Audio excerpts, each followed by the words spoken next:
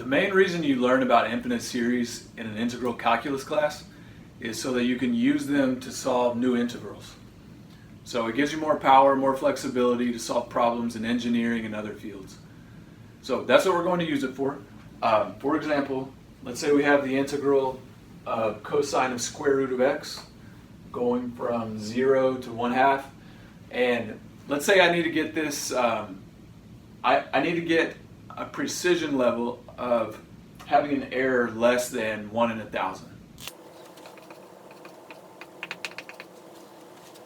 All right, so I'm going to be able to use series to convert this integral into a series, into an infinite series that converges to the exact solution, and then I'm just going to pop off the approximation and cut off the tail end that I don't need. So I will start off with the power series for cosine. I'll center it at 0. So it's the Taylor series or the Maclaurin series of cosine. I won't run through the derivatives and plugging in 0, but remember you take derivatives of cosine, you get these alternating cosine, negative cosine, positive sine, and so on. Then you plug in 0 into all of those, and you get an alternating series. It goes +1, 0, -1, 0, +1, 0, -1, 0. So your terms, you end up picking up non-zero terms only when the power of x is even. So it looks like this.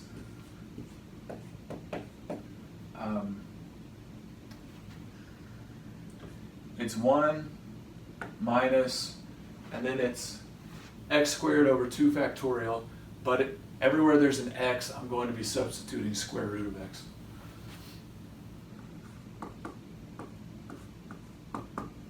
And then plus x to the 4th over 4 factorial, but again, I'm putting in the square root of x. So first, your integrand, the thing that you're integrating, we're looking at as an infinite series.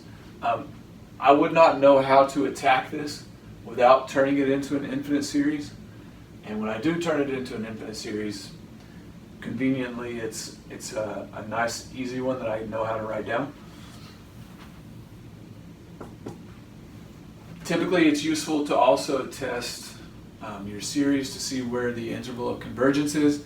I know for sure that for cosine, my radius of convergence is infinite. The series will converge everywhere on the domain, so I'm not going to go through that. I'm at the step now where I can simplify this and then take the antiderivative. So when you take the square root of x squared, of course that becomes x. This becomes x squared, x cubed, and so on. Find the antiderivative of all of this. So I'll have x squared over 2 times 2, x cubed over, I'll just write it as 3 times, and then 4 factorial, remember, is 2 times 3 times 4, so that's 24. X to the 4th over 4 times, I've got 6 times 5 is 30 times 24, so 720, and so on. And I'm evaluating all of this at the bounds 0 and 1/2. When I plug in 0, all the terms go away, so I won't be subtracting off anything with this lower bound. When I plug in the upper bound, this is what it looks like. I have 1/2 squared is 1 over 4. I'm just going to leave it like this.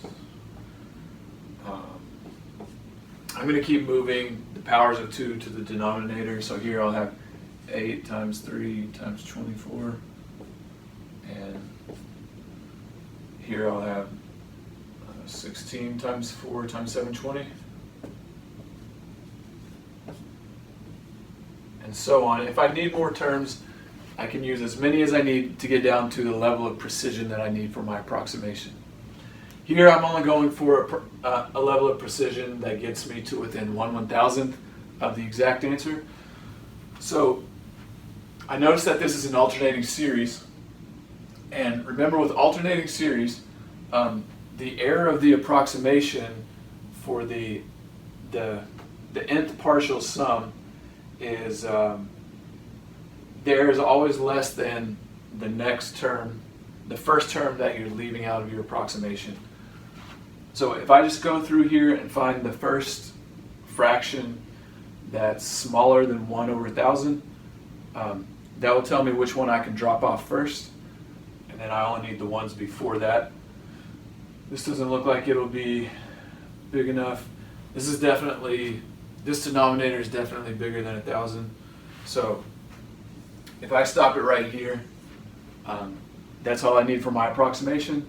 So I can get the decimal approximation for those and combine them, and that does it.